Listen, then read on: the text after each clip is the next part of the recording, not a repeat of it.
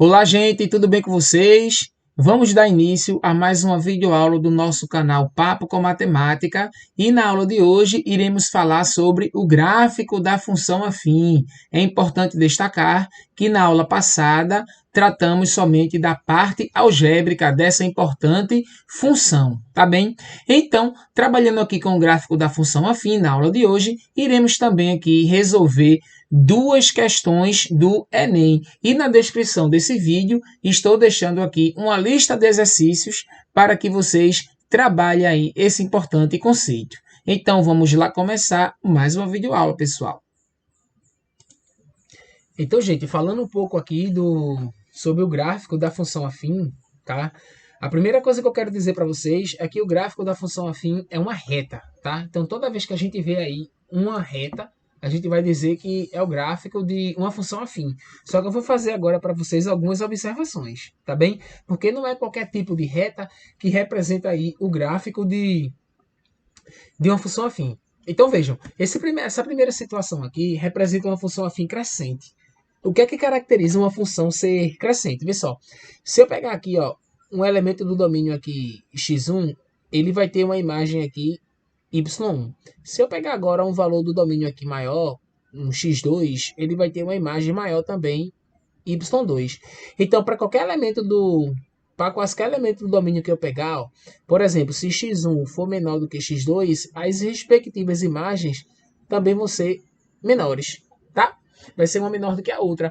Então, isso acontece para qualquer elemento aqui do domínio que eu pegar. Então, isso é característica de uma função crescente. Então, eu quero que vocês observem ó, a cara da função, né? A reta, como é que ela está disposta aqui no gráfico quando a função ela é crescente. Porque a gente tem também o comportamento inverso da função afim. Ou seja, quando ela é decrescente, veja o que vai acontecer. Se eu pegar aqui o valor x1, né?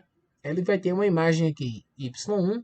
E se eu pegar um domínio aqui, ó, o valor do domínio x2, ele vai ter uma imagem agora y2. Aí o que é que está acontecendo? Vê só. Vejam, então aqui, né, no domínio, no eixo x, a gente tem que x2 é maior do que x1, mas a respectiva imagem, o que é que está acontecendo? y2 é menor do que y1, né, porque ele está mais embaixo aqui do que o y1. Então veja, o comportamento aqui é inverso, isso é característica de uma função decrescente, pois isso vai acontecer para quaisquer elemento do domínio que eu pegar, tá bem? Então veja, gente, olha aí como é que fica a reta de uma função afim decrescente, né? Como é que fica o gráfico, isso vai aparecer em diversas questões que a gente vai fazer, tá bom? Então, fazendo aqui algumas observações para vocês, nós temos agora a função constante, que é uma função que representa aqui, que tem uma reta paralela ao eixo x. Vejam, lá na definição de função afim, a gente disse que a taxa de variação tem que ser diferente de zero. Porque se a taxa de variação for zero, a gente vai ter assim, ó, zero vezes x mais b. Ou seja, a gente vai ter y igual a b, que é justamente aqui esse valor aqui, tá? Então, isso quer dizer o quê? Que qualquer elemento do domínio que você pegar, né, qualquer elemento do domínio, eles sempre vão ter aí essa mesma imagem b. E isso aqui não é uma função afim, pois a taxa de variação aqui é igual a zero. Uma outra observação que eu quero fazer para vocês é o gráfico cuja reta é paralela ao eixo y.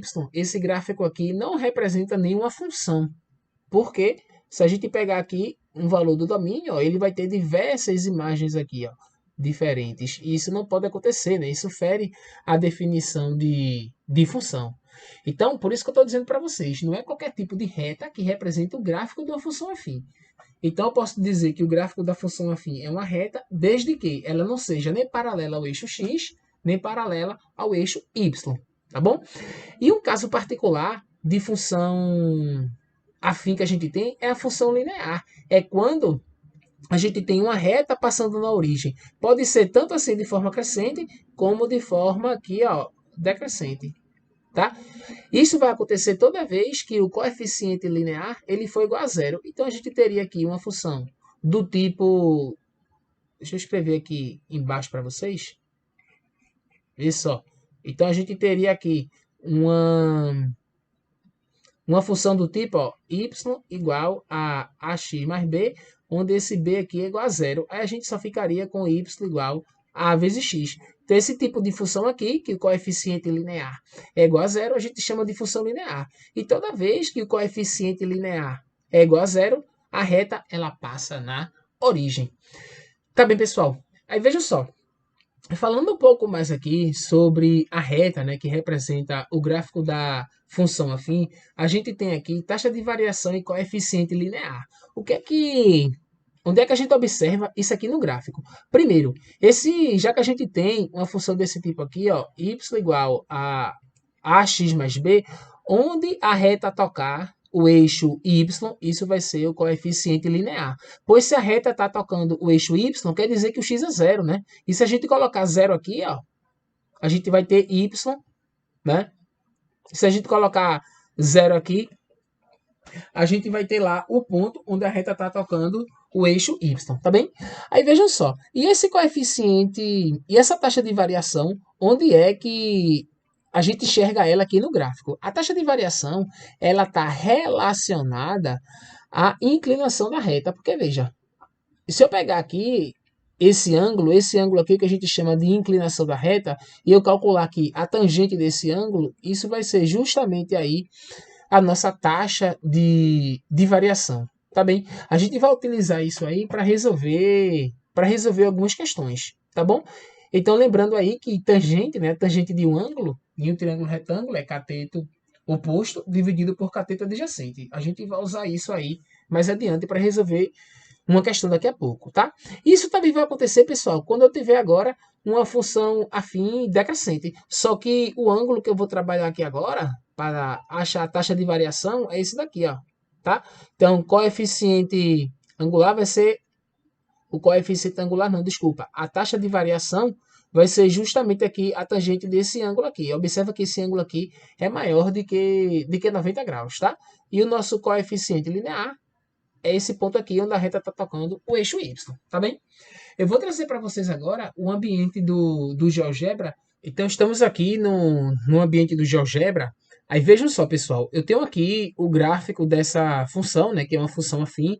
Observa que é uma reta que está passando aqui no eixo X em 1 e no eixo Y aqui está passando em menos 2. O que é que vai acontecer? A partir do momento que eu vou mudando aqui a minha taxa de variação, né, quando eu vou variando aqui essa taxa, a reta ela vai mudando aqui o seu comportamento, né? Vamos dizer assim, ela vai ficar mais inclinada ou menos inclinada em relação ao eixo X. Então, observa, inicialmente, a função que eu tenho aqui, ó, tá aqui em cima, é y igual a 2x menos 2. Então, como aqui é menos 2, ó, onde o mouse está batendo aqui, como aqui é menos 2, a reta ela está tocando aqui também no menos 2, né? Pois a gente tem aí o coeficiente linear. Tá? Observa que a nossa taxa de variação aqui é igual a 2 também, né? Que é esse número aqui que está multiplicando x, porque eu deixei aqui 2. Mas a partir do momento que eu vou mudando aqui, ó, ele vai mudando também lá na fórmula. Então, observe o que é que vai acontecendo. Se eu mudar aqui, ó, colocar aqui agora 3, 4, 5, 6, 7, observa que a reta ela vai ficando aqui mais inclinada. Se eu colocar 0, tá? Se eu colocar zero, o que é que a gente vai ter? Ó? Uma função constante, né? Que a gente já viu que não é uma função afim. Olha como é aqui a lei de formação. Ó. Y igual a menos 2. É justamente aqui onde a reta está passando, né? A reta paralela ao eixo X. E se eu colocar agora essa taxa de variação aqui negativa, a gente vai ter agora uma reta decrescente. Então, pessoal, no gráfico da função afim, se a gente tem a taxa de variação aqui maior do que zero, né, maior do que zero, a gente tem uma função crescente. E se a taxa de variação ela for menor do que zero, a gente tem uma função decrescente. E a taxa de variação ela está relacionada aqui, ó, à inclinação da reta. Tá bem, gente? Então eu vou deixar aqui animado para vocês observarem, ó, tá? Então observa que está aumentando lá e a reta ela vai ficando cada vez mais inclinada, tá bom? E agora vai diminuindo, ó. A inclinação vai diminuindo até ela passar por uma função constante e se tornar decrescente, tá bem? Aí vê só, gente, quando eu estou falando de taxa de variação, o que é que isso significa, tá? Observa, vê só. Eu tenho aqui, ó, essa minha função que eu peguei aqui é y, né? Aqui está escrito aqui, é y igual a 2x menos 2. Observa que a taxa de variação aqui, né, é igual a 2, que é esse número que está aqui, tá? O que é que isso significa aí na prática? Se a gente fizer uma tabelinha aqui, com valores aí para x e y, ver o que é que vai acontecer. Eu vou pegar aqui um valor de x aqui, menos 1, tá? Então, esse valor do menos 1 aqui, esse valor menos 1, ele tem quanto na imagem correspondente aqui, ó? A imagem dele aqui é menos 4. Agora eu vou aumentar uma unidade no domínio, ou seja, eu vou passar aqui para o zero, e a imagem desse zero aqui é o menos 2, né? É o menos 2, tá? E assim eu vou aumentando aqui de 1 em 1 unidade, ó. Com 1 aqui, ó. Quando a gente tem 1, aqui vai ser 0, pois está tocando no eixo X. E a gente tem aqui no domínio 2, né? No domínio a gente tem 2. E a imagem correspondente aqui vai ser justamente aqui o 2, certo? Aí o que é que está acontecendo, gente? Vejam, para cada aumento de uma unidade que a gente dá aqui, ó, no domínio dessa função, né? Para cada aumento de uma unidade que a gente dá, a imagem correspondente, ela aumenta aqui sempre 2 unidades. É isso que representa a taxa de variação da função afim. Tá? Então, está aumentando 2 unidades justamente porque a nossa taxa de variação aqui é 2. Então, essa taxa significa isso. Para cada aumento de uma unidade, né, no eixo X, no domínio da função, a função ela aumenta lá na imagem o valor da taxa de variação, tá? Isso vai acontecer aí também, pessoal. Se eu pegar agora aqui uma função qualquer aí, uma função, pegar a taxa de variação aqui sendo 1 agora, tá? Sendo 1, por exemplo. Pegar 3 aqui, tá? Então, vê essa função aqui agora. Observa. Fazer aqui novamente para vocês observarem, ó. Aqui eu tenho x, aqui eu tenho y. Então, eu vou aumentando aqui agora os valores do domínio. Vou pegar aqui o menos 1. O menos 1, se vocês observarem, ó, agora ele vai ter imagem menos 5. Então, tá aqui, ó, menos 5. Vou pegar agora aqui o 0. O 0 tem imagem menos 2. Agora eu vou pegar aqui. Agora eu vou pegar aqui o 1. Esse 1 aqui, ó, tem imagem 1. Não é isso? E se eu pegar o 2 aqui, ele vai ter imagem 4, certo? Então, só com esses valores aqui já dá para a gente perceber. Observa que no domínio, eu aumentei aqui uma unidade. Estou aumentando aqui de 1 em 1. E o que é que está acontecendo com as respectivas imagens agora?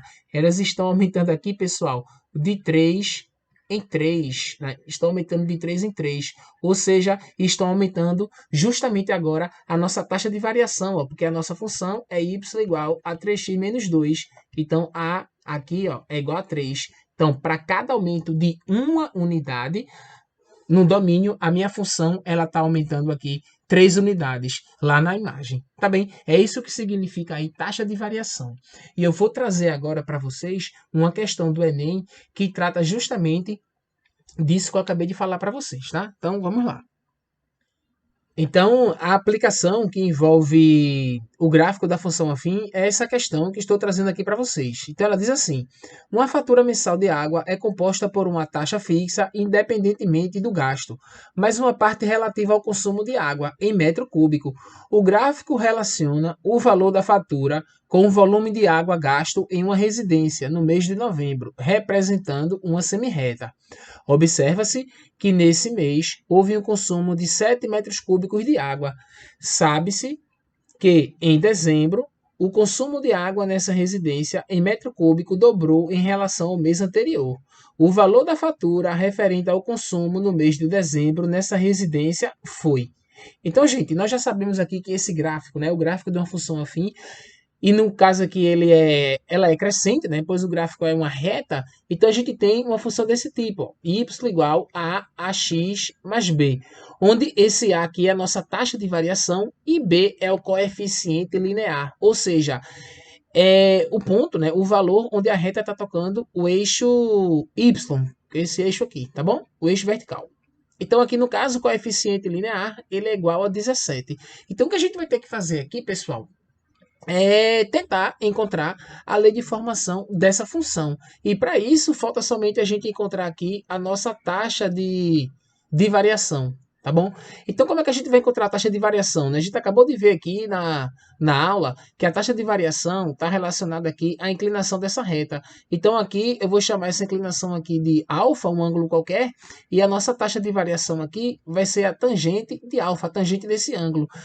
Então, para quem não lembra aí de tangente, nesse triângulo aqui ele é um triângulo retângulo, a definição de tangente é cateto oposto, no caso aqui é a altura do triângulo, dividido por cateto adjacente, que é a base do triângulo. Então, esse cateto aqui, ó, ele vai medir 42,20 menos 17, tá? Então, a tangente vai ser 42,20 menos 17, dividido aqui, ó, por esse valor daqui para cá, ó, que é igual a 7, tá bom? Então, a gente vai ter que fazer aí esse cálculo para encontrar essa taxa de variação. Então, fazendo 42,20 menos 17, a gente vai encontrar 25,20. Quando eu dividir isso por 7, a gente vai encontrar aí uma taxa de variação de 3,6, tá bem? Então, aqui, a nossa taxa de variação é R$ 3,60, né? 3,6. O que é que isso quer dizer, pessoal? Que para cada aumento de 1 metro cúbico, né, no volume, o valor da fatura aumenta R$ 3,60, tá? Então vejam, aqui já que a gente já sabe a taxa de variação e o coeficiente linear, a gente pode escrever agora a lei de formação dessa função, ó, que vai ser y igual a que é 3,6 ou 3,60, x mais b, que vale 17. Então lembrando, pessoal, que esse y aqui, ó, é justamente o valor da fatura e esse x aqui, ele é o volume de água aí que foi consumido, tá bom? Então ele diz, ó, se o consumo ele dobrou, quanto é que vai chegar agora essa fatura? Então o consumo era de 7, se ele dobrou, o consumo agora vai ser de 14, e tem esse x aqui, é 14 metros cúbicos, e eu vou substituir agora lá na nossa lei de formação. Então vamos ficar com y, né, que é o valor a pagar, é 3,60 vezes 14, isso somado com 17. E fazendo aqui as contas, pessoal, 3,6 vezes 14, isso vai dar 50,4. Quando eu somar aqui com 17, a gente vai obter exatamente aqui R$ 67,40. Se vocês olharem lá para as alternativas, ó, a correta aqui seria a letra A, pois R$ 67,40 é superior a 65 e inferior a R$ 70. Tá bem, pessoal? Então eu quero que vocês fiquem aí atentos como é que a gente encontrou a lei de formação da função partindo aí do gráfico, tá? E agora, gente, vamos fazer aqui mais uma questão do Enem para vocês, tá bem? Mais uma questão aí que envolve o gráfico da função afim, tá bem? Então, vamos a ela. Então, aqui estamos com a nossa segunda questão do Enem, e essa questão diz assim, gente.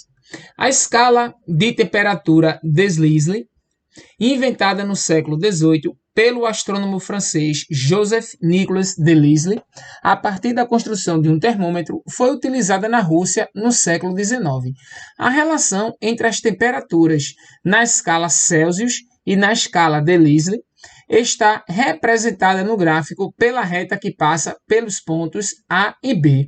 Qual é a relação algébrica entre as temperaturas nessas duas escalas? Então, observem, pessoal, a gente já está vendo aí que o gráfico, né, que relaciona as temperaturas aí em escalas diferentes, né? Em escala Celsius e na escala Delisle, que eu não sei nem se a pronúncia correta é essa, observa que esse gráfico aí é uma reta. Então, se esse gráfico é uma reta, a gente tem lá que isso representa aí uma função polinomial do primeiro grau, ou seja, uma função afim. Então, o que acontece? A gente vai escrever aqui, né, a lei de formação geral da função afim, que a gente já sabe que a lei de formação geral de uma função polinomial do primeiro grau é y igual a x mais b. Mas se a gente olhar para as alternativas, a gente só tem lá d e c. Justamente o d é essa temperatura aqui, né, que seria o nosso eixo y, e o c é a temperatura em graus Celsius, que seria aí os valores no eixo x. Então eu vou colocar aqui esse D no lugar do Y e o C aqui vou substituir lá no X. Então vai ficar assim a nossa lei de formação da função. Observa. D igual a A vezes C mais B. Então, pessoal, é com isso aqui que a gente vai trabalhar, tá bem? Lembrando que o D é a temperatura na escala Delisle e C é a temperatura na escala Celsius. E esse A é a taxa de variação e o B é o coeficiente linear da nossa função afim. Então, vamos lá. Vê só, para o ponto A, para esse ponto aqui, o que é que a gente tem? Observa. Nesse ponto aqui, a gente tem 0 e 150. Né? Esse par ordenado aqui é a coordenada desse ponto A. E já nesse ponto B, a gente tem aqui 100, né? 100 e 0. Então, a gente tem 0 no eixo, lá no eixo D, né? Que seria o nosso eixo Y, porque o ponto está em cima aí do eixo C, né? Que seria nosso eixo X, tá bem? Então, agora eu vou pegar esses pontos aqui e substituir aqui na nossa lei de formação, tá? Lembrando que aqui, ó, deixa eu fazer aqui de azul para vocês. Aqui nós temos que o primeiro número é o valor do C e o segundo é o valor do D. A mesma coisa nesse daqui, ó. C vale 100 e o D vale 0. Então, vamos lá fazer nossas contas. Observa, para esse primeiro ponto aqui, a gente tem, ó, que o C é 0 e o D é 150. Então, substituindo aqui na nossa fórmula, vamos ficar com 150 igual a A, que é a nossa taxa de variação, vezes C, só que o C é 0, isso aqui somado com B, tá bem? Então, gente, substituir aqui na nossa lei de formação, tá? Para ficar bem claro aí para vocês. Então, aqui fazendo essas contas, a gente já sabe que A vezes 0 aqui, isso vai dar 0. Então, a gente pode concluir que o nosso coeficiente linear lá da nossa função é 150. É esse valor aí do B. E agora a gente vai atrás da nossa taxa de variação e eu vou encontrar ela utilizando agora esse ponto B aqui como referência, né? Cujas coordenadas são 100 e 0. Então, substituindo novamente lá na nossa fórmula, lá na fórmula a gente tem D igual. Então, D aqui vale 0, tá? Porque eu estou usando o ponto B, vai ficar aqui 0 igual. Aqui eu tenho A vezes C, então eu vou ter aqui, ó, A vezes C, só que o C vale 100. Isso somado com B, né? Mais B. E o B a gente acabou de encontrar lá em cima, ele vale 150. Então, aqui, fazendo esses cálculos, pessoal, observe que aqui nós temos uma equação do primeiro grau, né? Então, posso reescrever ela aqui para vocês, ó, da seguinte forma: 100 vezes A mais 150, isso aqui igual a 0. Então, fazendo aqui a transposição aqui de termos, resolvendo a nossa equação no primeiro grau, vamos ficar com 100 vezes A igual a menos 150, onde esse A vai ser menos 150 sobre 100, né, dividido. Então, fazendo aqui essas contas, a gente conclui que a nossa taxa de variação, que esse A aqui que a gente está calculando, é menos 15 dividido por 10, ou seja, menos 1,5. Tá, gente? Então, a gente observa, como essa taxa de variação aqui ela é negativa, a gente já está vendo aqui que isso casa com o gráfico da função, né? Porque no gráfico da função aqui a gente tem aqui, como vimos na aula de hoje, um gráfico aqui que representa aqui uma reta decrescente, tá? Justamente porque a taxa de variação é negativa. Então, lá da nossa lei de formação, o que é que a gente vai ter? Ó? A gente vai ter D igual a AC mais B. Só que esse D, pessoal, né? É o valor que a gente tem, né? Lá na escala Delisle, então vai ficar D igual a A, o A é menos 1,5, isso multiplicado aqui, ó, por C, tá? Que é o valor da escala Celsius, somado com B. E o B a gente acabou de encontrar aqui, que é 150. Então, observe que a gente encontrou aqui a lei de formação, gente, que faz aí a comparação entre as temperaturas dessas duas escalas, tá bem? Agora, observe também que nas alternativas a fórmula não está escrita desse jeito. Então, a gente vai reescrever, tá? Então, para reescrever aqui, primeiro eu vou multiplicar toda essa equação aqui por 2. Então, vai ficar aqui 2 vezes D igual menos 1,5 vezes 2 vai dar menos 3, né? No caso aqui, vezes C, mais 150 vezes 2, que é 300. Então, pessoal, o que falta a gente fazer aqui, ó, é passar esse menos 3C para o primeiro membro da nossa equação.